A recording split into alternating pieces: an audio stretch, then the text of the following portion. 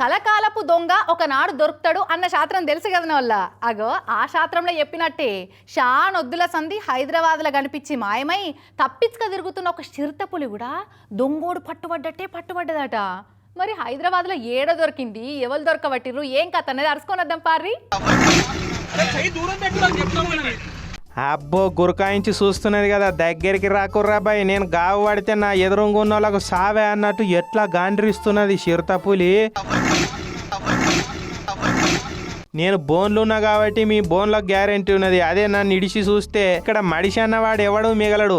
I am telling that అన్నట్టే బాధతో కూడిన కోపం వల్ల వచ్చిన శ్రీధరతోటి ఇట్లా ఇరుసుక పడుతున్నట్టున్నది చిరుత. తెలంగాణ పోలీస్ అకాడమీ కాంచెల్లి నార్సింగికి పోయే ఓఆర్ఆర్ సర్వీస్ రోడ్డులున్న ఈకోటిక్ పార్కులో పెట్టిన బోన్ల చిక్కింది చిరుతపులి.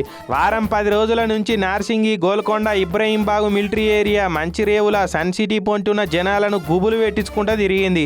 ఎవరి మీద నన్ను అటాక్ చేయగల అని ఫారెస్ట్ వాళ్ళు సీసీ కెమెరాలు పెట్టి పులి జాడను ట్రాకింగ్ చేసుకుంటూనే వచ్చిర్రు. 4 బోన్లను పెట్టిర్రు. ఇక అటు ఇటు తిరిగి వచ్చి ఆయనతో ఈకో పార్కులున్న బోన్ల చిక్కింది చిరుత. ఇక అమ్మయ్య అని నిమ్మలమయ్యారు ఫారెస్ట్ వాళ్ళు. చిరుతపులిని బండెక్కించి హైదరాబాద్ జూకు తీసుకపోయారు. ఇక దానికి పెయ్యి మీద దెబ్బలు గిబ్బలు ఏమన్నా తాకితే ట్రీట్మెంట్ చేసి 4 రోజులు జూలనే ఉంచుకుంటారట. ఏం కాకుంటే చక్కగా తీసుకపోయి జంగల్ ఇడిచిపెడతామంటున్నారు ఫారెస్ట్ వాళ్ళు. సిటీ అంతా కాంక్రీట్ జంగల్ లెక్కనే మారిపోతుంటే ఈడేం జంగల్ ఉన్నదని వస్తున్నాయో ఏందో ఈ అడవి జీవాలు.